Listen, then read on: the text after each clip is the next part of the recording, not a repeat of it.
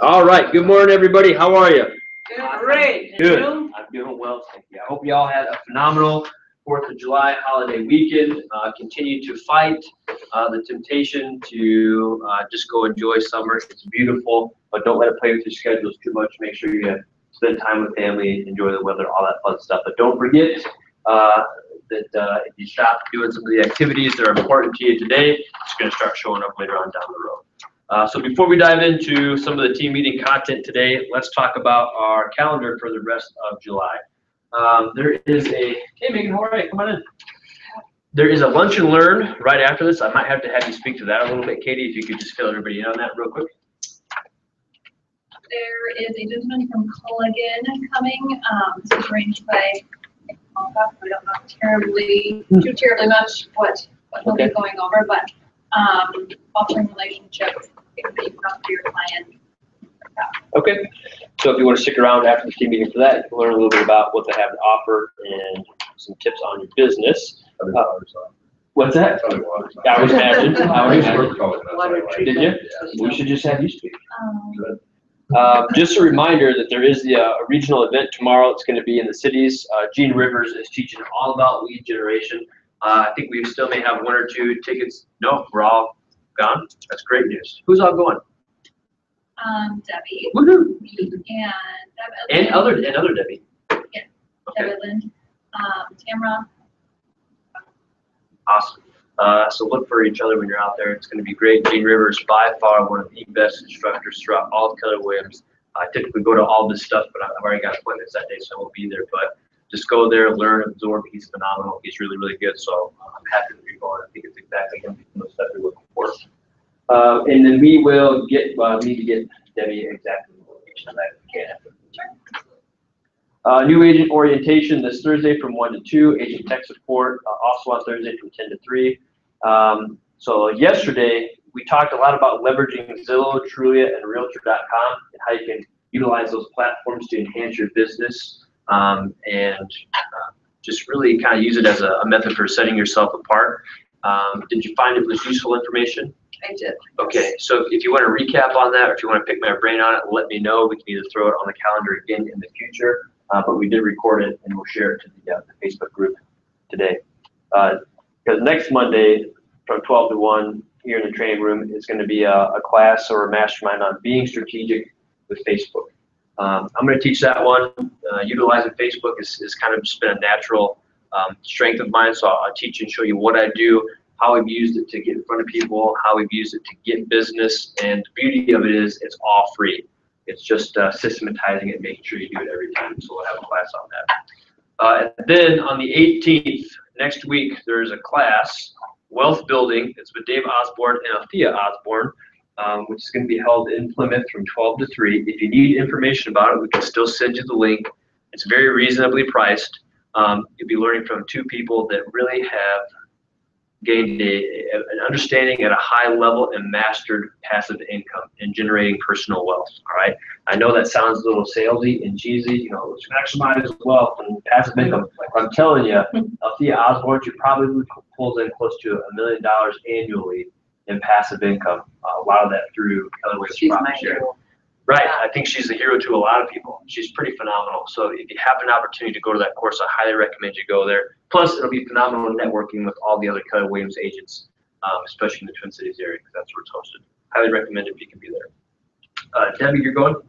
Okay, awesome. I think I plan to be at that one as well, if my schedule allows. 12 to 3 on the 18th in Plymouth. Lori's going. You're going too? Awesome. Well, now I don't know if I'll go or not. You can ride That sounds good. Okay, Wednesday, the 19th, multi-year trends and local expert marketing, how to utilize some reports that Keller Williams kind of can help you generate to help with your business. And then also that day from 12 to 1, Debbie Benson is going to be doing an agent mastermind. She said, bring your lunch. You want to say anything specifically about that? It's just going to be back to the mastermind that we used to do. Just get together and just talk about our businesses and what we should be doing, what we are doing, what we aren't doing. Okay? So when? Next Wednesday the 19th. I thought that's what we were doing on Monday. Well, No, Mondays, this is different. yeah, Mondays is a specific mastermind, so we take a topic and we mastermind on that specific topic. Yeah. So sounds like it's just in general, kind of more generic mastermind. So Yep. Feel free to attend, check it out. On the 20th, we'll be teaching some stuff from MREA. On Wednesday the 5th, we covered some of the first portion of the book. Now we'll be looking into some of the other chapters, just really to revisit the MREA, understand the fundamentals of it. I think Debbie, you were at the last one. Did you find it helpful? It was. So it's good stuff, good to revisit, and it'll be helpful. On the 24th, which is a Monday from 12 to 1, we're going to talk about intentional branding. How you can be very, very intentional about branding yourself and your business. What that means, do you come up with some taglines? Do you come up with a logo? We're going to talk about some hashtags. What can you do to send a consistent message, maximize your brand exposure, and be known, just to help people really familiarize or associate you with real estate? How can you be super, super intentional about it versus just kind of being a little bit haphazard about it? So we'll talk a lot about that. I actually learned a lot from Jean Rivers' wife. I watched a video of her on KW Connect. Come on in, how are you? Good, I like your cup. So, thank you. So does anybody know how, so Jean Rivers, he also has a real estate team in addition to being an OP of some market centers in Florida. Hey there, how are you, Todd? Come on in. I was just watching you at the front desk. Well, that's a dance for Nikki a little bit. Okay. Does anybody know how they answer the phone at the Rivers team anytime somebody calls? Ring the Rivers. Ring the Rivers. Ring the Rivers. Ring the Rivers. She's like unabashful. They've come up with the tagline. It's on everything they do. It's about ring the rivers. It's how they answer the phone. It's on everything. It's like they're saying, right? So I thought about that. I was like, that's brilliant. And I ripped it off. And so ours is dial the ducks. So can you think of a tagline? It doesn't have to be that, but something similar. How can you come up with something that when people hear it, they think of you? It's all about you. It ties you to real estate. It just keeps you top of mind, because we all know, especially in a hyper-competitive market like we're seeing right now, top of mind presence is what's going to help you, win the fight for clients right now. So what are some ways we can do that when it comes to your branding? Okay, our next team meeting will be on the 25th. From 11 to 12, the ALC meeting will follow that from 12:15 to 1:15, and then Wednesday the 26th we'll be doing some more study of the MREA, and then we've got a happy hour scheduled for the 27th 4 p.m. at Pappy's, and then agent tech support is also offered that day from 10 to 3. Any questions about the rest of the month? Did I miss anything, or is there anything that you want to add? Sounds good. Okay. So what I want to spend a little bit of time talking about today is just revisiting market statistics, seeing where we're at, what we're feeling here locally in terms of Rochester and the surrounding areas, and talk about how you guys are feeling that in the market. So let me ask you this right now. What are your feelings? What is your gut telling you? How does the market feel to you? What are we experiencing? Summer inventory. Summer. Okay, so let's talk about both of those. When we say summer, what does that mean?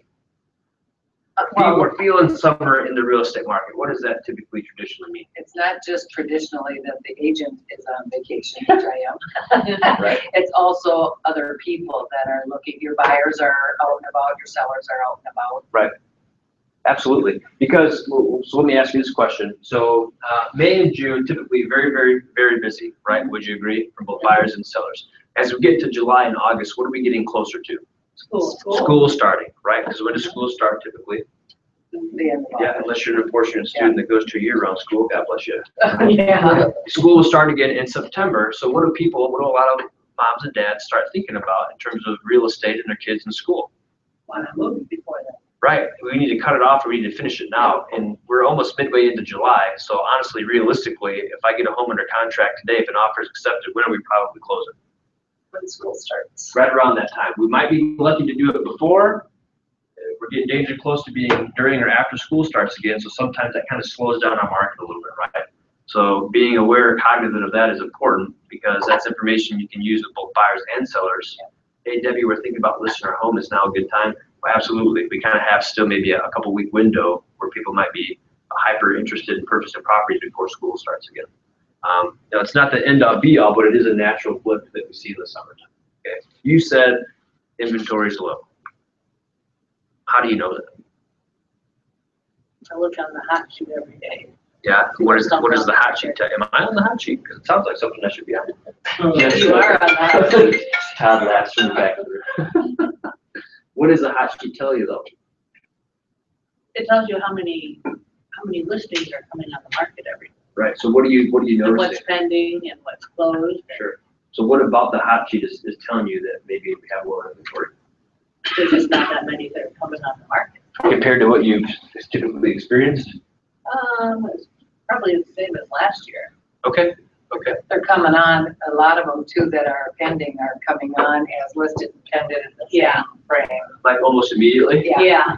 No, like immediately. Like immediately. Yeah. Oh, I know. A lot of that is Like that, happening. it's when you make it live, it's already pending. Absolutely. What else are we seeing in the market? Anything else besides that it's summer, we've got low inventory? I think it's starting to slow down. Okay, in what way? Well, in that houses. Maybe are not as many selling multiples? 2 days, right. Because I'm in that price range with a buyer who we are getting, 6 offers already on every property that we're looking at. That's good news. You have the buyer or the? I am the buyer. So when the market In is, fact, they made an offer on one and it was brand new on the market. And so those sellers didn't want to take that offer. I'm sure they figured they could get more money. The house has now been on the market for 25 days and they've had a price reduction. And my buyers no longer want it. right, Neither did anybody else. What price range? 170s. my experience has been too that the 4th of July it's kind of a weird instance in real estate where I think a lot of people kind of push the pause button Mm-hmm. sometimes, and I think kind of are seeing a little bit of that drop off and a little bit of a slowdown, which honestly I think can be a little bit of good news because remember last year how thrilled we felt about the real estate market? You guys remember? We're like, yes, we're back. Market is strong, we're seeing appreciation, business is good, and then it continued to do very, very well, and it actually is doing so well, and prices are going up so fast that it's actually led to some significant issues, right? In terms of low inventory and things being hyper competitive in terms of multiple offers. So some of our obstacles and issues have been a product of the market recovering so fast. But you also have to keep in mind and help your buyers realize, because nothing is more frustrating for your buyers when they lose out on multiple after multiple after multiple, right? You have to remind them we're in a hyper busy period in the real estate market right now. If you continue to wait it out, if you stay engaged, we're going to see a little bit of a slowdown, which might help you go in and be the winning bid on one of those properties. Instead of fighting 6, you might only have to fight off 2 or 3. So keep coaching them on that. I want to share with you a couple of the statistics that are pulled from our local association here, CMAR. The absorption rate year over year is down 24%. Okay, the percentage really isn't as relevant as the next number. So in 2016, our absorption rate was 3.2. This year so far in 2017, the absorption rate has been 2.43. So when I say those numbers, what are they? What does that mean? Months. That's months, right? So the absorption rate in 2016 was just over 3 months. And somebody that is a little bit more experienced and knows about absorption rate, what does that mean in layman's terms? If I say, hey, the absorption rate last year was roughly 3 months, what is that telling you? What is that telling the consumer or the general public? 3 months worth of inventory. Yeah, when we say 3 months worth of inventory, what does that mean? They better be looking for more inventory. So Yeah, that's true. Yeah. no houses came on the market, it Yeah. would take 3 months for it to be exhausted down. To offload our inventory. It kind of gives you an idea of what the turn time is of properties, right? It's kind of saying, hey, on average, it's taking about 3 months to offload our inventory that's on the market, right? So if last year, if it was taking us about 3 months, if that was our absorption rate, and now it's shrunk down to just shy of 2.5 months, what is that telling us? Shortage of inventory, and they're probably, right, and they're probably selling faster, right? Because what is, in a healthy market, what sort of absorption rate do we like to see in what's considered a healthy, balanced market? I was thinking 4, 4.5. 4 to 6. Yeah, it's about 3 to 5, about 3 to 5 months, right? You can hear differences of opinion, but they say in a healthy market, a healthy absorption rate is about 3 to 5. Yes, ma'am. Until it gets the offer or until it's closed? The absorption rate is when it's off the market. Off the market. Yep. Okay. So last year we were relatively balanced, but we were on the low end of being balanced, right? Because last year was still good. It certainly started getting competitive. Would you agree? But it certainly wasn't as competitive as it has been this year because we have that shortage of inventory, all that fun stuff. So to put it in perspective, it's not quite a full month but it's almost a full month less in terms of our absorption rate this year over last year. That's what you're seeing. I suspect we'll see that start to creep back up as we finish out the rest of 2017. It's just typically what we happen to see. But here's what I want to talk about some more though. When we look at sold listings, from the price point of 100,000 to 180,000, year to date, the percentage change of sold listings from 100 to 180,000 is down across the board. If you break down all the price points between 100 and 180,000, they're all down. Some of them almost all of them by double-digit percentage points, right? So if I look at the price point of 100,000 to 180,000, and in one case from 160 to 180, it's down 17%. Means we have sold 17% less property so far this year at that price range than we did last year, right? That price range went from 160 to 190. It did. Yeah. We'll talk about that. Yeah. So if I look at that 100 to 180 mark, what type of buyers are we typically seeing for those properties, right? So who's feeling the pinch and the squeeze more than anything? First time. Right. And if you can't find a property right now, what are you sometimes enforced to do? Right. And what's going on with rent right now in Rochester? It's through the roof, right? Yeah.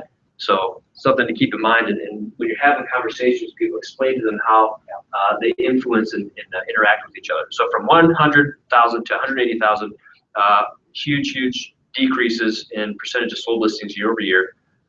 Interestingly enough, from 180,000 to 500 plus, almost double-digit increases.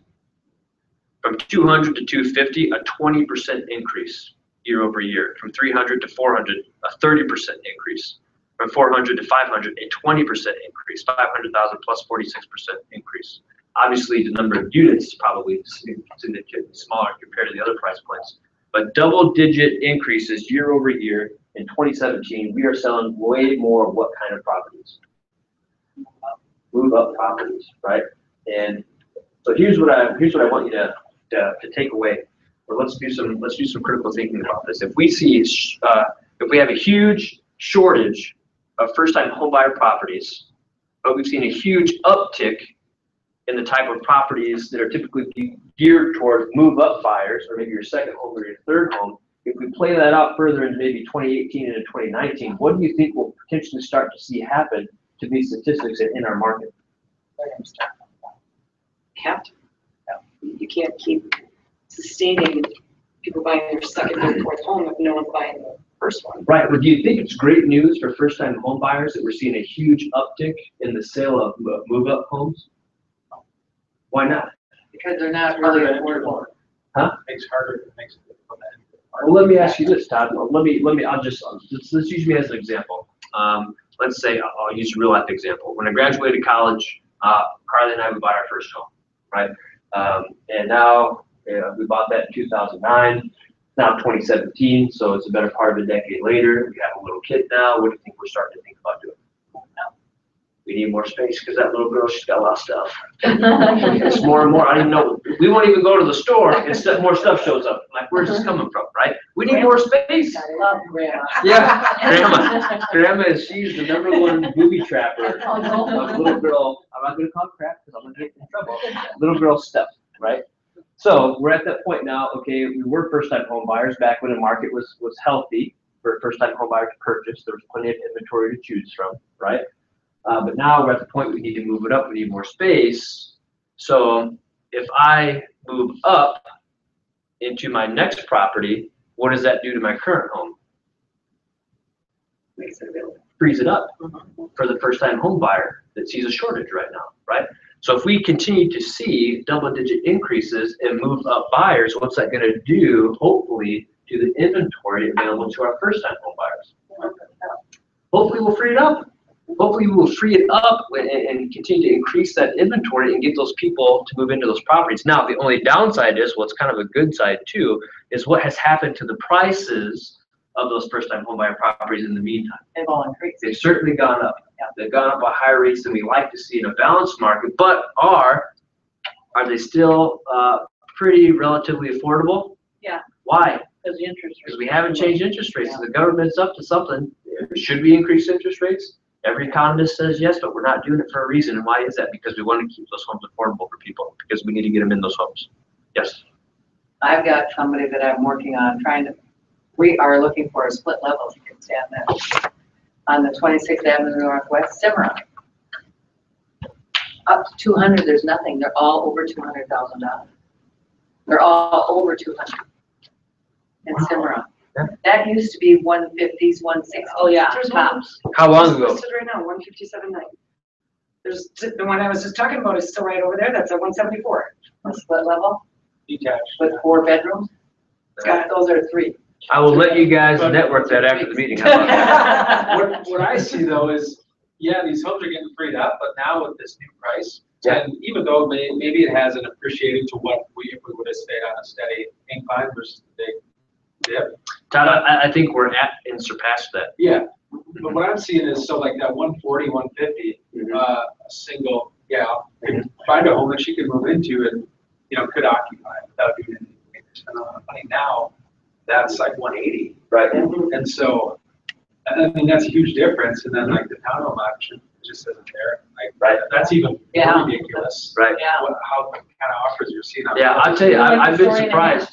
Yeah, It used to be 120 and I'm now they're seeing- 160 and 70. yeah, a lot of newer townhomes I'm seeing priced higher than Yeah. some older single family properties. I'm like, that just seems out of whack. So I haven't even started talking about the new construction aspect of all of this, because one of the things driving our inventory shortage isn't just the fact that some people aren't selling, it's the fact that we stopped building homes for, the better part of a decade, right? Which really, and oh, by the way, if the builder's gonna build a home right now, what kind of home are they gonna build? The move up homes. Not gonna build one for a first-time home buyer, right? There's just not as much Can't. margin. So what we're doing is we're trying to dig ourselves out of a hole right now, which is a lack of inventory. But what's another way to solve that problem that we're kind of moving closer and closer to? We're feeling the pinch of it right now, but at some point it might kind of start to solve our problem. The price of the rent going up is going to push people. Absolutely, that's one of them. That's one of them. And if home prices continue to increase, Todd, what do people start thinking about doing? So It's about time to cash in this sucker. Yeah. Right? About time to, the suckers go. I mean, at some point, I might not really have been looking to sell, but if the property I was sitting on, we'll use yours for an example, that was at 140, it's now worth 180, when it starts pushing 200, I might just say, hey, let's offload this sucker. Right? So I think we're maybe a year or two away from people saying, okay, it's obviously pretty recognizable that the housing market is heading in what we'll call, for now, the right direction. Right? Prices are up. The demand to buy is there, interest rates are affordable. So I think I have some comfort in selling my property right now, because there's just way too much equity for me to ignore. I can cash that in. Use some of it toward my next property, and oh, by the way, maybe even have some left over to buy a boat. you're still Or going to whatnot. be paying more for that property that you're purchasing than what people. You will, but here's another interesting fact. Because of where interest rates are, you might be able to upgrade to a nicer home and still have a monthly payment that's pretty similar or in line with what you're paying now, which is insane, Mhm. right? The interest rate on my current property that I owned, that was my first home, is 5%. When I move into my new home, it's going to be closer to 4%. So I'll get probably more than double the home, or certainly not double the monthly payment, which is pretty remarkable right now. And those are great conversations to have with renters too. I think there's a niche right now that could be a huge niche to go after, and those are people that are probably in their late 20s to early 30s that have considerable college debt, but also bought a property 5-6 years ago, because the property has done what in the meantime? It's appreciated. They can sell that property, buy a property similar or maybe slightly nicer. They don't have to use all of the equity they cashed in as a down payment. So what can they do with a large portion of that equity? Pay off their student loans. We're having clients do this left and right. I think it's a huge niche, and I think it's a phenomenal financial idea. Because we had a lot of people that they're just complaining about student debt. It's just crazy. It's unbelievable. I'm not going to purchase a home because of it. Well, hey, let's push the pause button. Let's look at what the people that actually did buy a home 4 years ago, what they're doing now. They're selling their homes. They're cashing out $50,000, $60,000, $70,000 worth of equity. They're putting $20,000 to $30,000, $40,000 of that toward their next property, and the remainder, they're wiping out college debt. So guess what? Their mortgage payment is about the same. Maybe it's even less, maybe it's slightly more, but in the meantime, they've wiped out $400 or $500 a month in student loan debt that they were having to pay. So their financial situation is 10 times better than what it was because they bought a property. Don't be afraid to buy a home because you have student loan debt. As a matter of fact, that might be one of the quickest ways to help you leverage equity you can utilize to wipe that debt out in the future. Right? That's a different way of thinking about it. And the reason I share that with you, we've got 2 sets of clients that have done it and had money left over. So when you're having conversations with people, throw that out there. I'm getting too excited. Let's talk about pending listings. Oh, wait, before I do that, so let's talk about year-to-date overall totals. Okay, sold listings. In 2016, up to this point in time, we had sold 2,897 properties. So far in 27 year-to-date, we've sold 2,895. We are only down negative 0.1%. Now, granted, the price points are different. The price points are very different, but when you look at the units, see, 7, 5, we're only down 2 units technically. If that number doesn't make you go, that doesn't seem right, I don't know what number will, right? It's goofy, it doesn't seem right. Fake news. But fake news. Don't believe it. Dad, you're my favorite. So let's talk about pendant listings. All right. So it's very, very similar in regards to price points. The numbers aren't as dramatic, but pendant units between that 180 to 200 mark were all negative. Between the 200 to 500 plus mark were all positive. Our biggest increases in pendant listings year to date have come at 400,000 or more. That's our new construction niche. Right? Maybe some luxury homes too that are being sold. But listen to this one. Pendant units. So far, year-to-date in 2016, we had sold 3,400. So far, year-to-date 2017, it's 3,300. So our pendant units are down about 100 units so far in 2017 as compared to 2016, or roughly 3%. Right? But again, it's probably not as dramatic of a difference as maybe your gut was telling you, right? But again, a lot of that's impacting where our clients are looking, which is the price point that's a little bit less than some properties. But now let's get into some more interesting numbers that I think will probably match with what you're feeling. So active listings. So far, year to date 2016, our active listings are at about 5,554. So far for 2017, 4,985. Active listings year to date 2017 compared to 2016 is down 10%. That's a significant percentage, right? So there's no denying that, hey, do we have a listing shortage compared to last year? Absolutely, it's about 10%. I got about 10% less properties listed, which is why we saw our absorption rate go from slightly over 3 months to about 2.5 months, right? Those numbers tell the story there. New listings, not quite as a dramatic change. 2016, 4,037. 2017, 3,816. We're down about 5.5% when it comes to new listings, right? So it's something to consider. And remember, these statistics are derived from where? Come from CMAR, and this is a representation of Flex MLS, right? So are there other properties selling outside of MLS? Absolutely. So our inventory shortage is probably a little bit, maybe not quite 10%, change. Maybe it's closer to 9%. There might be a percentage of inventory out there that is selling and exchanging hands. It's just not cash in the Flex, because we've seen an increase in what kind of sellers? Or sell by owners, because they think it's super easy to do right now, right? And help yourselves. Right.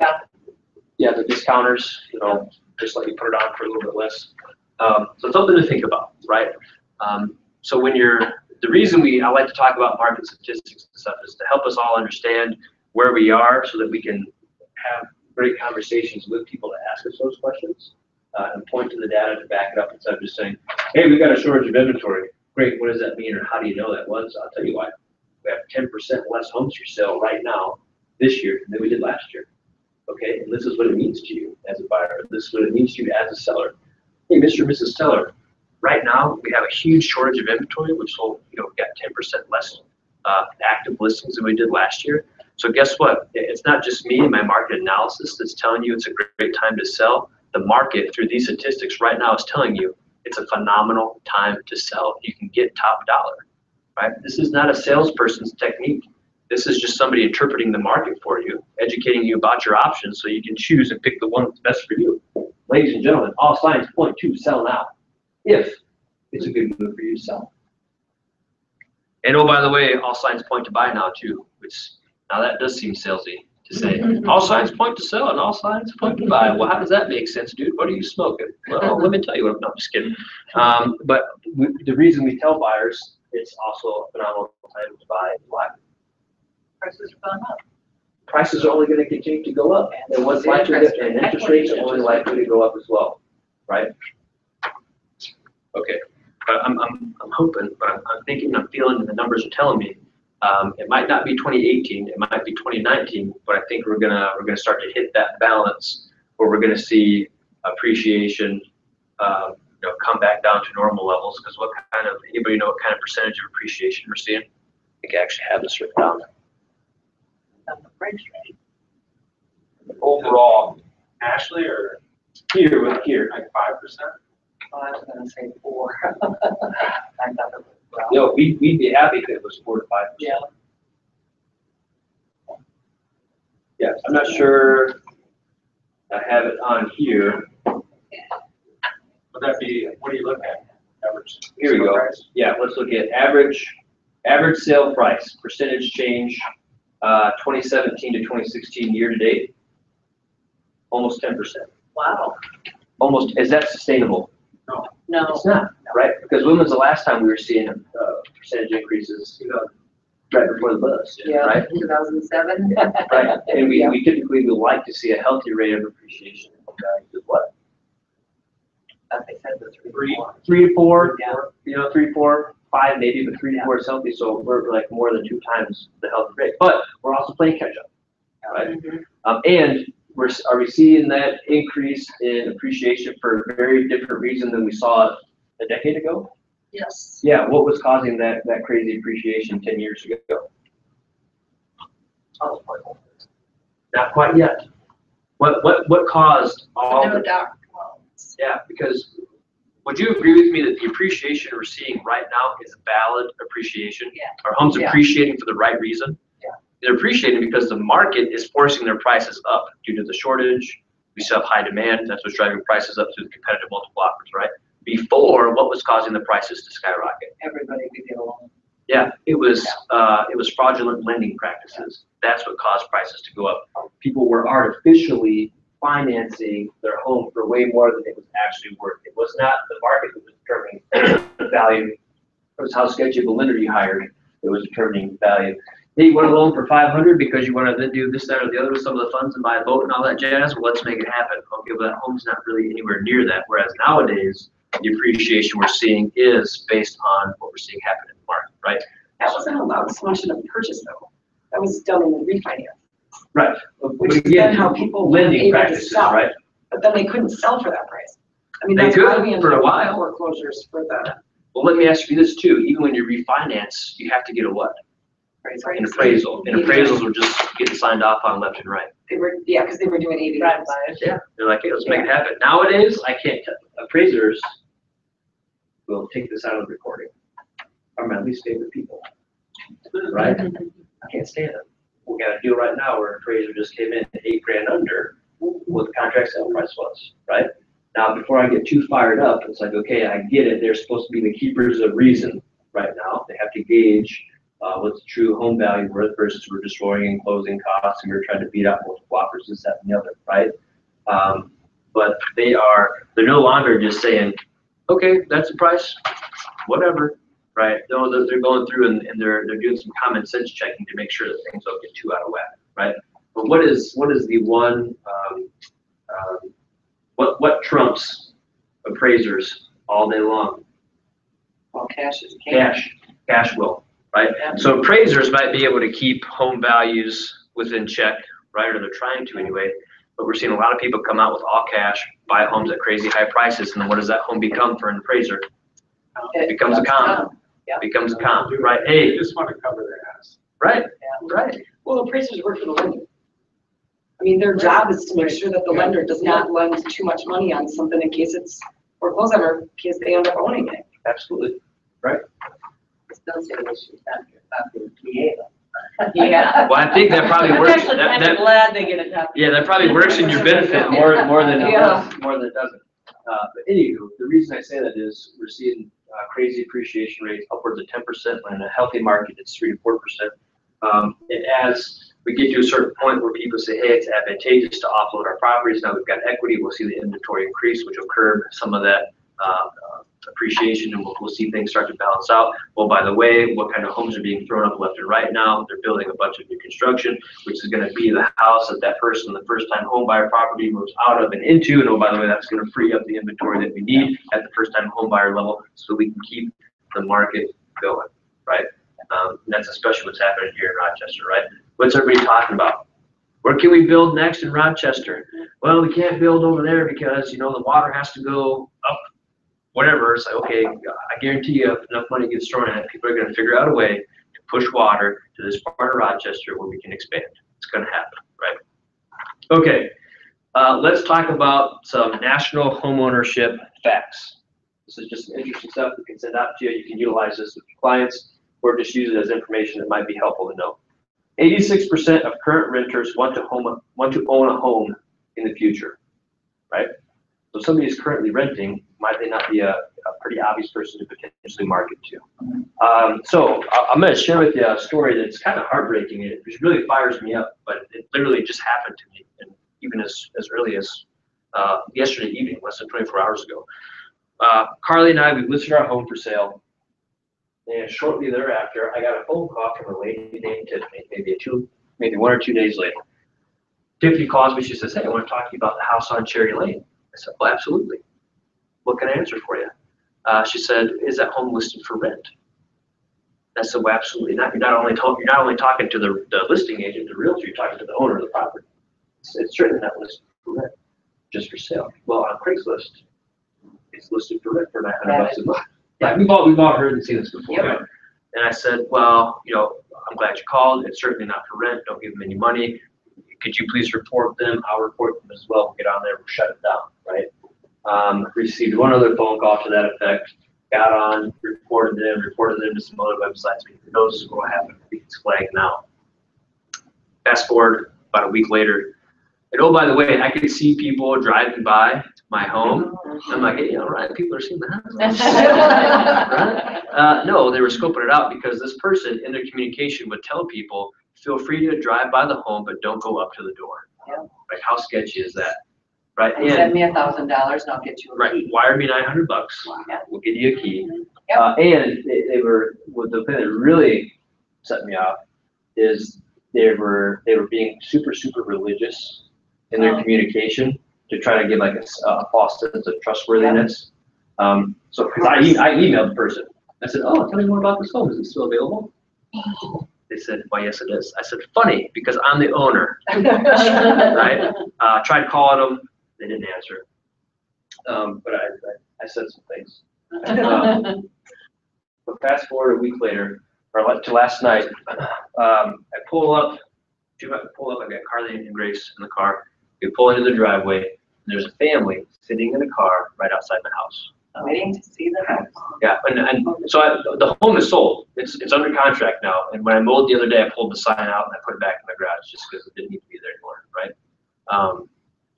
But people, they're like, so this young woman comes up to me and she says, well, I suspect what's going on. So I walk out the driveway. I said, hi. I said, are you waiting for me? She said, yes. She said, you know, I saw this house. And I said, did you see it on Craigslist?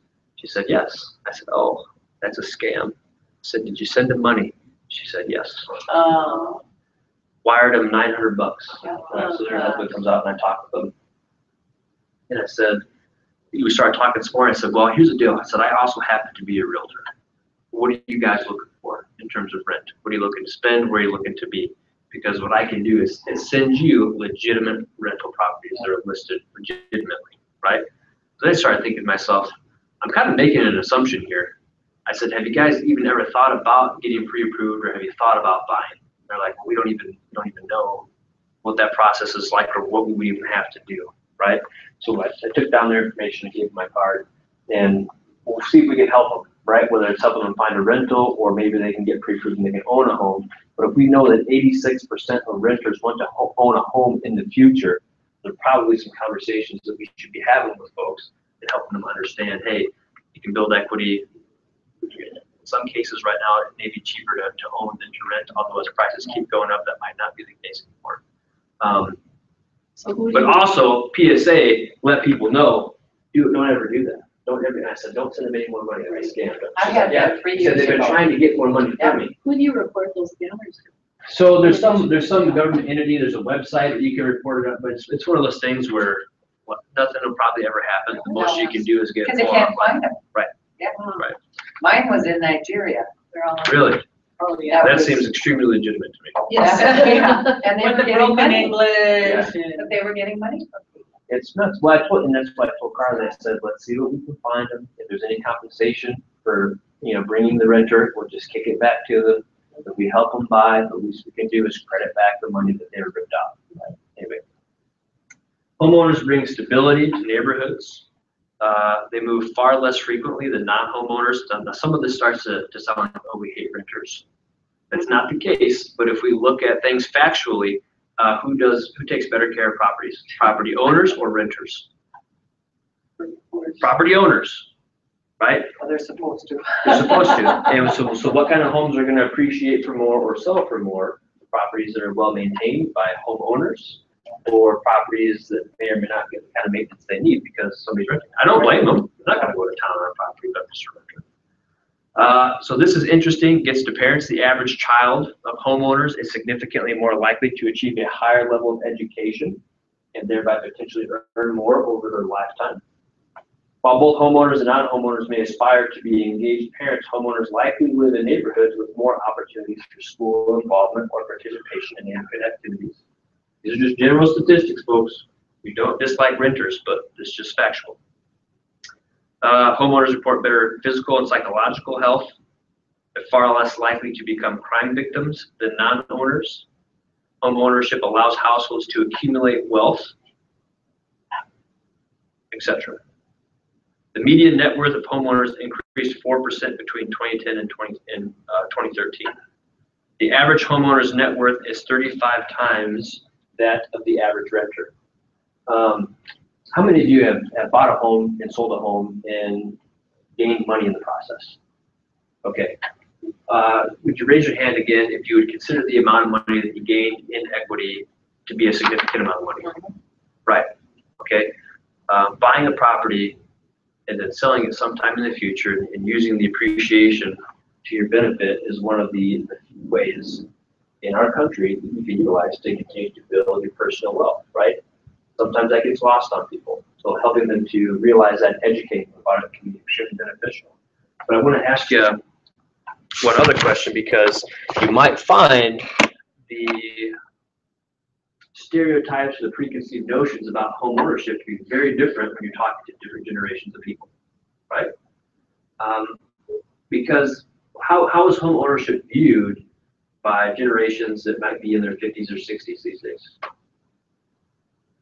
How was home ownership viewed? Well, that was the American dream. It was the American dream. It was a no-brainer. It was one of your ultimate goals, was to be a homeowner, right? When you became a homeowner, you had arrived in the good old US of A, right? Right. So let me ask you now about some of the younger generations. What are their perceptions of I want to homeownership? travel. I don't want to be Yeah. bogged down It's, with the house. they're a I don't hassle. wanna- Now let me ask you this, because I have an opinion on that. Do you think that is their legitimate reason, or do you think that's a rational justification for not being a homeowner? Yeah, because can you be a It's homeowner and their travel? perception. You know what I'm saying? That's what they believe. It Because, truly well, is. let me ask you something else, Yeah. because I'll speak for people that are maybe of my age or around there, whose parents went through a very tough time. Not me personally, but, well, I guess, everybody personally, but generations that have parents that through the last economic depression lost homes, lost jobs, lost savings. And they lived through that. They lived through that, and what were they seeing? What did the home become? It was all negative. Yeah. To a lot of those people, the home became a liability, It it was a became a burden, it became an expense, it became a producer of stress, right? So I think a lot of folks of a younger generation They saw that, they witnessed it, and it scared them. And they see it as a huge commitment. And I think that they understand that home ownership is probably on the long a good thing, but I think they use rational justifications as to why they choose not to. Or they can't afford have to. a tiny home. Right, or they can't afford to. Oh, that, we want to live off the grid. Right. Or Debbie, they can't afford to own a Right. home, and rather than say to people, their friends, I'd love to own a home, but I can't afford to, they say, well, I'd rather travel. Because that sounds better, Of course it does. right? I'd rather travel. I like my freedom. I don't want to have to deal with this, that, or the other. Don't want That's why, in my humble opinion, I think those are rational justifications for not being a homeowner, rather than potentially their true opinion. I'm sure there's plenty of people out there that's their true opinion too. But for a lot of folks, I think there's a lot of people that would love to own a home, but they're scared, or they just don't know it's possible, or they talk themselves out of it. I do. So those 20-year-olds still have a parent with a home so they can leave their stuff at home. Because if you don't have a home to leave it in, you can't travel. Right, yeah, absolutely. Yeah. So let me ask you this, or let me tell you this. I've got 3 younger brothers. I think one, like they're pretty young. 2 of them still live at home. No judgment. I love these guys. They're good dudes, right? 2 of them still live at home. The other one didn't probably, the second oldest didn't move out until like a year ago. He's on his own now because he got a job. But 2 of them are still living at home, right? Which is cool. But it's like, dude, you guys better be banking that money, because are you kidding me right now? No rent, food's paid for, come on now. But we're seeing a lot of people choosing to do that, and hopefully one of the reasons is so they can continue to put a dent in some of that debt that they have. But I think a lot of Even when they don't have, my kids are about the age of your Right. younger brothers. My kids wanted to move out because I'm a pretty strict parent, so I didn't let them do whatever they wanted. Right. They couldn't Good for find you. friends to move out with them. Right. Because the friends could do whatever they could drink at home, they could smoke pot at home, they could hang out, no curfews, no anything. So they had none of the responsibility of being on their own, but all of the freedom of being on their own once they graduated from high school. And my kids found that they couldn't find a place to rent that they could pay for on their own. So finding people, that needed or wanted to move out versus, it was so easy to stay at home because so much of my generation as parents, and still some of the baby boomers who are even more baby boomers too, who are parents to that generation, don't feel the same way about getting their kids out and that's a goal. Like, Right. you want your kids to be living free and independent, and I see more and more parents who don't want their kids to leave. I would agree. I don't have much to base my opinion off of other than my own familial situation, which is I sense this from other people, is that some parents are in no rush to see their kids leave home. Right? I don't blame you, right? Unless you got some annoying kids, get them out, right? But what did that mindset used to be, Megan? You are on It your used to own be when you're congratulations. 18. It used to be, Go. yeah, so, hey, happy birthday, you're 18, I'm I'm done taking the paying. house keys back on you today, good luck to you, We're right? done paying your way. Right. Yeah. We got luggage. Right. For our high school graduation. Yeah. Oh, we got luggage. If that's not sending a Oh, mixed yeah. signal, I don't know what it is. So, but why are more parents willing to house their kids longer? Oh, the economy's bad. Economy's bad Loans, because they have yeah. debt, because they have a lot of debt, right? So they can't afford to go out and do that kind of thing. So parents are like, hey, we're gonna keep you longer, right? We'll do whatever it takes, right? So it's no judgment, but that's what we're seeing, and that's affecting the housing market. If we've got people that aren't going out, like, at what age did you buy your first home? You're 19. You were 19. I was 20. Yeah. I was 22 maybe. That's the 28. Yeah, no, you're You're good. still red. 28. 23.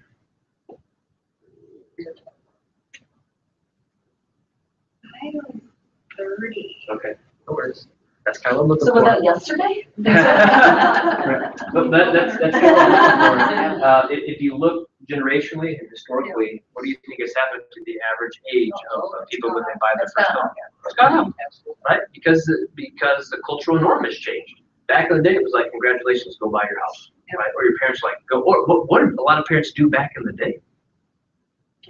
They would help you with your down payment. They were that eager to get you out of the house. They're like, here's 10 grand, leave, please, be gone. You're too expensive. I'm just kidding. Wedding. Here's your Right. down payment for your I was a house. baby bride and rented Were you? for 2 years. We were in Detroit, Michigan, and then we moved back to a little town. I said, why am I renting when I buy that house that's for sale over there? Right, absolutely. That's what. The Married reason, at 17.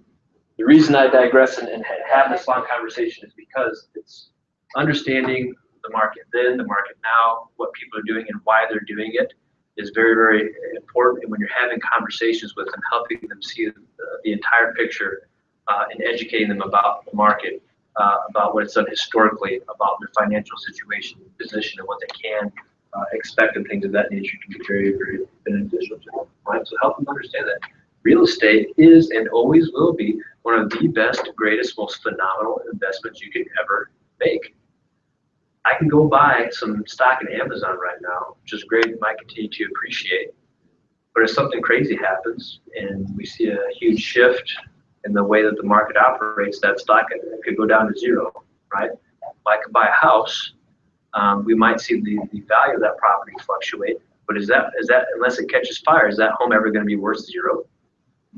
No. And even if it's worth zero, what can you still do with it?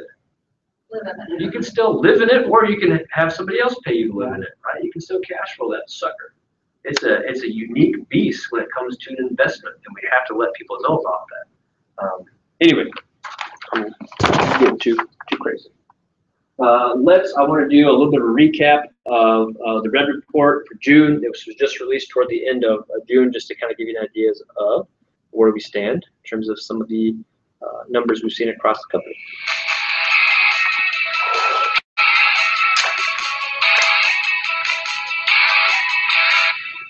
Records are made to be broken, and in May, you crush them.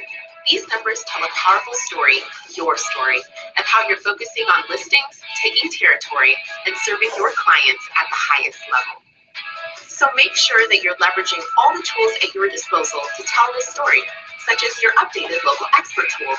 Also, be sure to check out the new video series, This Month in Keller Williams. This new video is perfect for sharing for social media. We update these pieces every month so you can connect with your sphere and show how you're outperforming the market. I'm going to pause it there just because you saw some of the major statistics I wanted you to see. Because what I want one of the takeaways to be is, even though we're still presented with some challenges that are unique to our market, what's going on in real estate in general. By the way, everything we talked about in terms of appreciation, low inventory, absorption rate, that's obviously not just limited to Rochester. That's nationwide. That's what we're seeing in our real estate industry across the country, period, right? Despite some of those significant challenges, we're still outperforming as a company. So the takeaway from that as an individual agent is there's still opportunity there. We can still grow. We can still continue to succeed and do business. It's just adapting to it and learning some of the skills that we need to overcome some of the challenges that the market presents, which is why, if you remember, towards the beginning of the year, we spent a lot of time talking about and focusing on how to be competitive in multiple offer situations, because we saw it coming. It was the name of the game, and it continues to be. And if you hone that skill set, if you become phenomenal at helping your buyers win in multiple offers, or marketing a listing so that it gets multiple offers, it's gonna serve you well and give you a competitive advantage over some of the competition. That's not what I want. This is what I want. So there's kind of a new term that's being coined or thrown around out there because it's a little bit of a competitive market. And that's calling it a skills-based market. So this would apply to your expired that you're prospecting for. This would apply to your FSBO that you're prospecting. This would apply on a listing appointment or to a buyer, right? Some of these may apply to you, some of them might not. But we talk about it being a skills-based market. It's hyper-competitive. You need every advantage you can possibly get, especially in representation.